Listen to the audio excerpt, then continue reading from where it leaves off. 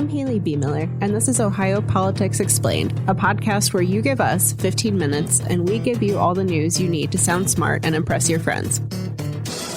Welcome back to Ohio Politics Explained. Today, we'll discuss Governor Mike DeWine's priorities for his final months in office. We'll also recap President Donald Trump's visit to Cincinnati and Senator Jon Husted's testimony in a bribery trial. Joining me today is Jesse Balmer. Happy to be here. Happy to be able to speak after a week of not being able to. Yes, we are glad to have you back and not ill. Let's start with DeWine. This week, he delivered his final State of the State address as governor. It was kind of DeWine's greatest hits. He laid out things he's proud of, including economic development and promoting the science of reading. But he also had a wish list for the rest of his term as governor. Yeah, so Governor DeWine talked about things like making seatbelts a primary offense so you could get pulled over for not wearing one. This is something that lawmakers have repeatedly rejected, so it was interesting that he was taking one extra shot at it. He also talked about cracking down on technology, especially its influence on children, ban on child pornography, and maybe children can rejoice. He wants to double the amount of recess that they get. Yeah, talking about kids and helping kids is really classic DeWine. It's also classic DeWine to not ruffle too many feathers. He didn't mention the proposed amendment to abolish property taxes in Ohio, even though he's very concerned about it, very against it. And he also avoided the death penalty, something he keeps promising to talk about. Yeah, I think we've been waiting for Mike DeWine's position on the death penalty for years at this point, but he has a few more months to let people know where he feels on that topic. I guess I can see why he didn't want to divert from these other topics, because I think that would have been the headline for everyone if he had dropped that news on the State of the State. So I see why he didn't, but I was a little surprised. Property taxes have been such a focus for so many people, and there is this threat of this ballot campaign coming up. He also didn't talk about data centers, which has been a topic of conversation at the Ohio State House quite a bit.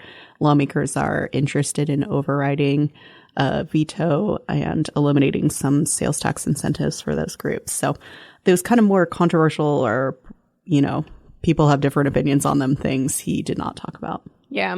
This legislature has not always seen eye to eye with DeWine, has not always listened to him. Did we get any sense after the State of the State if lawmakers are going to tackle anything like the seatbelts? Yeah, so I don't think we're going to see a seatbelt primary offense. That Republican leaders chatted with reporters afterwards, and even on things like technology, they agree with the governor that it's important to protect children. But as far as like restrictions on technology companies, they really said that this is like a complicated, evolving issue that they're not necessarily experts on. And so I wouldn't expect any quick fixes to what the governor was saying. And then to the extent that the governor wants to spend money to extend some of these programs that he has invested in, they're not super thrilled about that either. Yeah, I feel like some lawmakers just learned what Instagram is, so AI is probably a bit of a heavy lift. I think we're all learning a lot about AI right now, and so, I expect a lot of legislation on this going forward, and we'll see what direction that takes. Our next topic is Senator Jon Husted. He testified this week in the trial of two former First Energy executives accused of bribery. This case is part of the House Bill 6 scandal that sent former House Speaker Larry Householder to prison. Why did Husted testify, and did we learn anything? So he testified because defense attorneys for these two former executives wanted him on the witness stand to talk about things like a dinner that the executives had with Husted and Governor Mike DeWine in December 2018, which would have been before, after they had won election, but before they had taken office and before they had selected Sam Randazzo as leader of the Public Utilities Commission of Ohio. And there's been a lot of focus on that dinner because shortly after, later that day, the executives met with Randazzo at his German Village condominium and agreed to pay off this $4.3 million, which is the subject of this alleged bribery scheme. I feel like a lot of Husted's testimony was, I don't recall, there were a lot of conversations that he was part of that he said he didn't remember. the meat of. He was asked a lot about the decision to hire Sam Randazzo as former chair of the Public Utilities Commission of Ohio. So, we learned some things about the process of government appointments, but I feel like there wasn't much that was revelatory, and he was only on the stand for an hour. Yeah, they had blocked off, I think, 8:30 to 11 a.m. potentially for testimony, and he was there for a little under an hour. Yeah, to your point, Husted said that he didn't remember what they discussed at that dinner, only remembered that Mike DeWine felt ill that day. And really, this was in 2018, so it's possible that you don't remember every detail of those conversations, but this has been the focus of a lot of scrutiny. So we'll see about that. The other thing they talked about was just kind of First Energy's connections and influence in the DeWine administration, including money that Sam Randazzo loaned to Mike Dawson, who was a First Energy consultant and also married to the governor's chief of staff. The Husted said that he didn't know that Mike Dawson was a First Energy consultant, which was interesting. So things like that, just the level of influence, but really there wasn't any sort of smoking gun. And it's certainly worth noting Jon Husted has not been charged with anything in connection with this scandal. You say no smoking gun, but we did learn he has never been to a Planet Fitness. Yes, this came up when we talked about the Athletic Club, which is a pretty ritzy gym / meeting center / where they had that dinner in December of 2018. And the prosecutor was saying, well, this isn't exactly Planet Fitness, to which the sitting U.S. senator said, I have never been to a Planet Fitness. Even though this perhaps was not as revelatory or as challenging for Husted as some may thought, Democrats still made hay of it. Husted is running for election this year against former Democratic Senator Sherrod Brown, and they are very eager in this campaign to tie Husted to the House Bill 6 scandal, to highlight his connections to First Energy.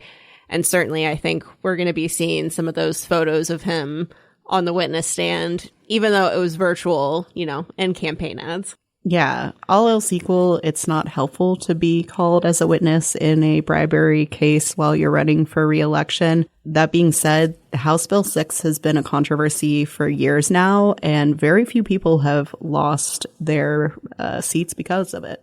I feel like, honestly, Husted got more attention this week, not for the testimony, but for some comments he made in a podcast that surfaced. He was talking about this bill that he says will keep low-income families from hitting the benefits cliff. And he said people in poverty aren't, quote, experienced at navigating the real world.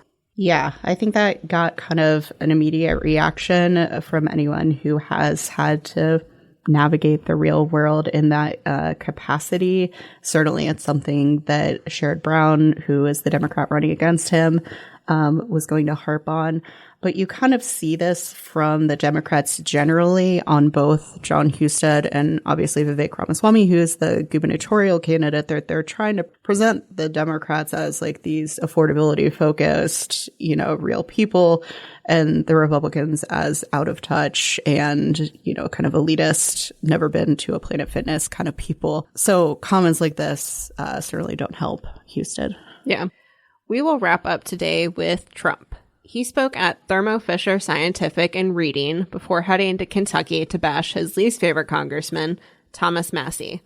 Trump talked about Iran and touted the Trump RX program, which he says will lower drug prices. Trump and Vice President J.D. Vance have been pretty deliberate about where they visit ahead of the midterms. Did we get any hints about why Southwest Ohio?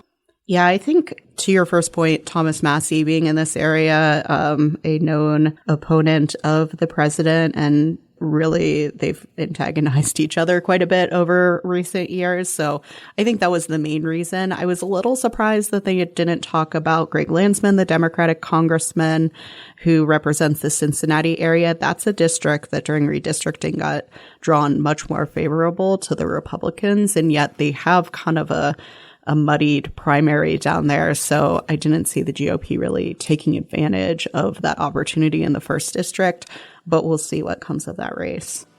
And one more thing before you go. Ohio State made major headlines this week after former President Ted Carter resigned over an inappropriate relationship. We didn't ignore it.